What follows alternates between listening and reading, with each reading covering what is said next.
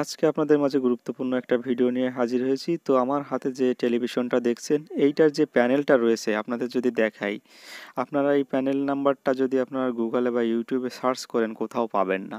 তো চলুন আগে টেলিভিশনের কি নামটা রয়েছে এটাই আগে দেখাই। দেখুন কোনিয়ন টেলিভিশন, এটা হচ্ছে 48 ইঞ্চি এলইডি টেলিভিশন স্মার্ট। তো এটা হচ্ছে প্যানেল সমস্যা, লাইভ দেখাবো এবং এই প্যানেলের দুটো পার্ট করব, মানে অর্থাৎ এই ভিডিওটা দুটো পার্ট করব, না হলে ভিডিওটা অনেক বড় হয়ে যাবে। তো লাইভলি দেখাবো, চলুন তাহলে ভিডিওটা শুরু করা যাক। কয় বছর কেন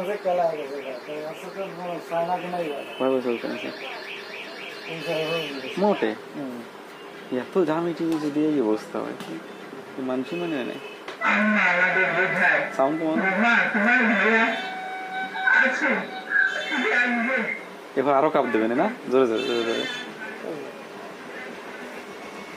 ভোল্টেজ বন্ধ হয়ে গেল নাকি সেইটা বুঝলাম না। সাউন্ডটা দিন, সাউন্ড কি অফ হয়ে গেল?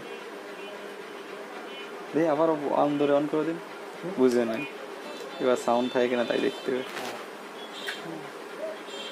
কার্ডও পুরো বন্ধ হয়ে যায় নাকি সে অবস্থা।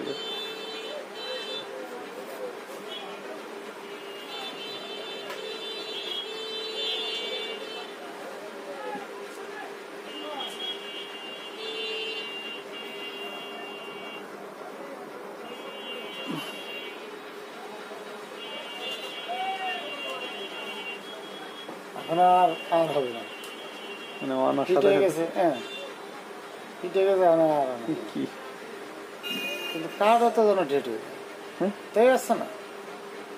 সাউন্ড তো থাকবে। কি একটু সময় আবার অফ করে অন করে দিন, এখন ওরে কমে যাবে না। সাউন্ড তো আছে, সাউন্ড আছে।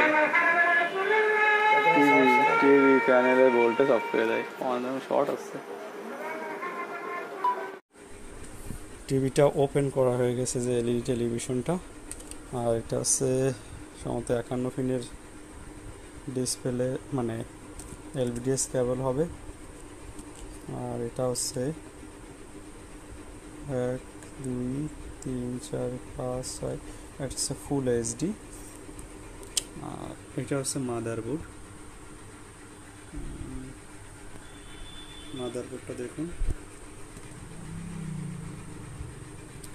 আর এটা কয়টা স্টিক রয়েছে দেখুন, এলইডি স্টিক 1টা 2টা 3টা 4টা 5টা 6টা 7টা 8টা 9টা 10টা স্টিক রয়েছে, তাও লম্বালম্বিভাবে দেওয়া রয়েছে। আর প্যানেলটা দেখাই, প্যানেলের নাম্বারটা আগে দেখাই। প্যানেলের নাম্বার হচ্ছে এইখানে দেখুন, প্যানেলের নাম্বারটা দেওয়া আছে, আমি আরও একটু ভালোভাবে দেখিয়ে দিব। এইটা এই যে এইখানে দেওয়া আছে, এখানটা দেখুন প্যানেলের নাম্বার। আর কোথাও কপের সমস্যা আছে কিনা দেখুন। প্রথম আমাকে আই ভেরিফিকেশনটা করতে হবে আসলে এই টেলিভিশনটায়, যে অ্যাটলিস্ট কোথায় কি রয়েছে। আমি একটু জুম করে নিব। আচ্ছা, এবার পুরো স্কেলার পিসিবিটা দেখিয়ে দিই।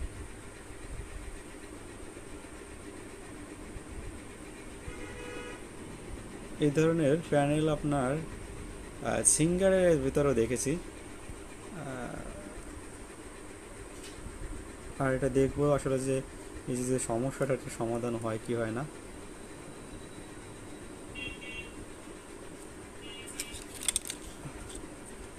এখানে একটা আইসি রয়েছে, এবার আমাকে খুঁজে বের করতে হবে কোন আইসির কি কাজ।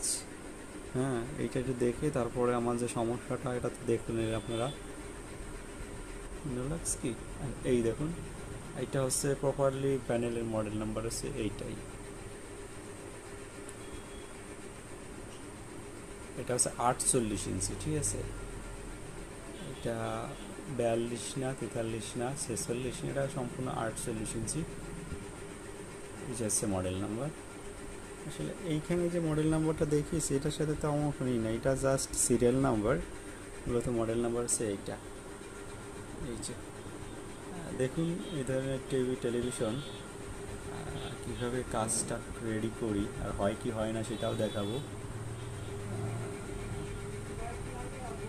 তো হবে না হবে সেটা হচ্ছে পরের বিষয়, আগে আমাকে তো কাজটা রেডি করতে হবে। এই যে সমস্যাটা আসে, এই ধরনের সমস্যাটা আসে হচ্ছে সিকেবি লাইন থেকে। দেখো সিকেবি যে অপশানগুলো আছে সেগুলো এখানে দেওয়াই আছে, এখানে সিকেবি দেওয়া তো আছে, আমাকে তো বের করতে হবে যে কোন ট্র্যাকটা CKB 1, CKB 2, CKB B1, CKB B2, এগুলো তো আমাকে আগে বের করতে হবে, নাহলে তো কাজ করতে পারবো না। তো এই যে প্যানেল, এই প্যানেলগুলো কিন্তু কিছুটা হচ্ছে আপনার ওই যে আমরা অল্টারনেট একটা প্যানেলে করি না এক কপের, ঠিক হুবাহু প্রায় সেম কোয়ালিটির।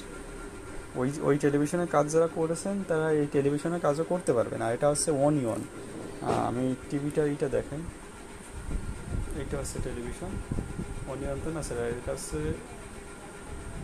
কোনিয়ন, এটা একটা ব্র্যান্ডের টেলিভিশনই। দেখুন এই যে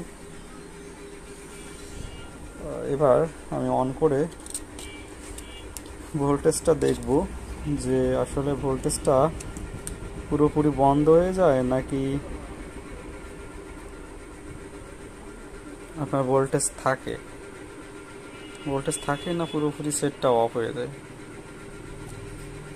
ভিডিওটা একটু বড় হতে পারে, অ্যাটলিস্ট কাজ করতে গেলে ভিডিও বড় হতেই পারে। তো পাওয়ার কানেকশন দিয়ে দেখতে হবে যে ভোল্টেজটা পড়ে যায় কিনা। স্ক্রিনের রিয়াকশানটা তো আপনাদের ফার্স্টে দেখিয়েছি, হয়তো যারা দেখেননি স্কিপ করলে তো কেউ বুঝবেন না।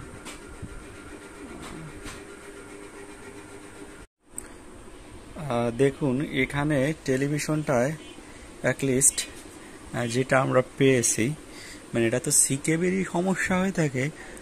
নর্মালি যে টেস্টিং পয়েন্ট আমার দেওয়া রয়েছে, এই ধরনের প্যানেল তো আপনারা অনেকেই বুঝতে পারছেন, যেহেতু আমি বলেছি অল্টনের ভেতর যে এক কপের একটা প্যানেল থাকে কিছুটা ওই টাইপের, তো অনেকেই বুঝতে পারছেন যে আমি কোন প্যানেলের কথা বলছি। এবং ওই প্যানেলে যারা কাজ জানেন তারা কিন্তু এই প্যানেলের কাজও করতে পারে, কারণ দেখুন এখানে লেখাই রয়েছে আমার যে সিকেবি লাইনগুলো রয়েছে, বেশিরভাগ এই প্যানেলে সিকেবি লাইনের সমস্যা রয়েছে। দেখুন আমি যদি আপনাদের দেখাই যে এখানটাতে, জানি না কতটা ভালো দেখাচ্ছে, এই যে দেখুন এইখানে আছে সিকেবি 1, সিকেবি 2, সিকেবি 3, 4, 5 এইভাবে দেওয়া আছে সিকেবি। এখানে যদি দেখি সিকেবি 1, তাই এই পাশে রয়েছে সিকেবি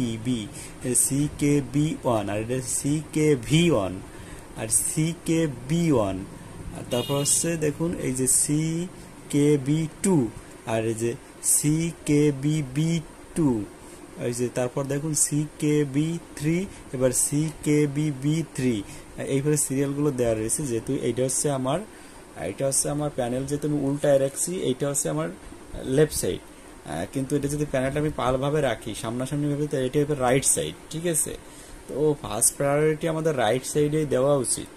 ঠিক আছে, যেহেতু আমাদের ট্র্যাক কাটিং আগে করে দেখতে হবে, যেক্ষেত্রে সিকেবি শর্ট হচ্ছে, এখনো ভোল্টেজ বন্ধ হয় নাই, যদি বন্ধ হয়ে যায় সেক্ষেত্রে আমরা কাজ করব।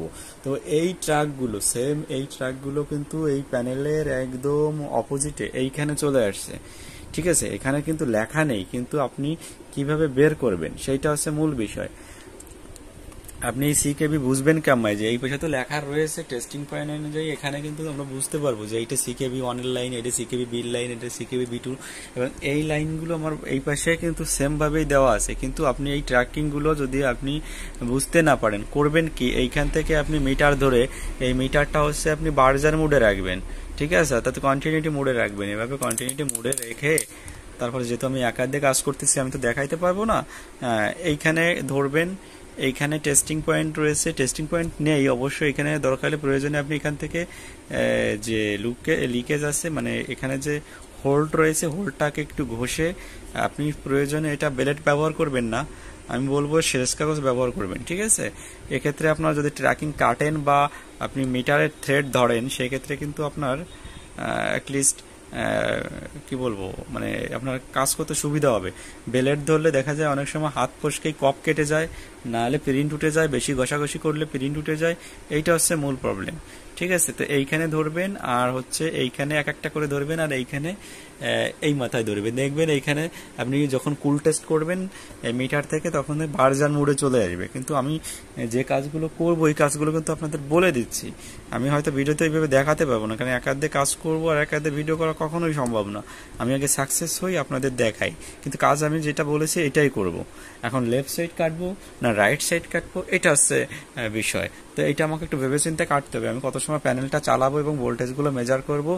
আর দেখুন এখানে যে টিকন প্রসেসরের যেটা রয়েছে এটা কিন্তু চারি সাইডে কিন্তু গাম দিয়ে লাগানো রয়েছে, খুব ফিনিশড একদম মজবুতভাবে কিন্তু এটা ফিক্স করা। আর এই টেলিভিশনটা কিন্তু খুব বেশি দিনের না, এটা হচ্ছে আপনার মনে করেন যে 1.5 বছর প্লাস 2 বছর চলছে, এর ভেতরে এটা খারাপ হয়ে গেছে। আর এখানে দুটো আইসি রয়েছে, দুটো আইসিতে কিন্তু খুব ভালোভাবে ভোল্টেজ জেনারেট করছে। এইটা হচ্ছে আপনার সিকেবি, এসটিবি, সিপিপি এই ভোল্টেজ, তারপর আপনার ভন ভোল্টেজ অর্থাৎ ভিজিএল, ভিজিএইচ এই ভোল্টেজগুলো এই আইসি থেকে দিচ্ছে। এখান থেকে ওই সেম ভাবে ওই একই ধরনের ভোল্টেজ কিন্তু এখানেও কিছু রয়েছে, ঠিক আছে। এখানে গামা সেকশনে ভোল্টেজ বলেন, সিকেবি লাইনেরই বলেন, সবগুলো কিন্তু এইখান থেকেই দিচ্ছে। আর কোনো আইসি কিন্তু এখানে নেই। এখানে যে আইসিটা রয়েছে এইখানে রয়েছে এটা ফ্ল্যাশ আইসি অর্থাৎ ফুল এইচডির আর যেই দেওয়ার জন্য ক্যাবেল রয়েছে একটা। তো এইটা হচ্ছে টুকিটাকি বিষয়। আর মনে করেন যে এই প্যানেলটা রেডি করতে আমার একটু সময় দিতে হবে, কারণ হুট করে কিন্তু ট্র্যাকিং কাটলে হবে না। আমি প্যানেলটা চালিয়ে রাখবো, দেখবো যে ভোল্টেজটা ড্রপ কত সময় পড়ে হচ্ছে, ঠিক আছে।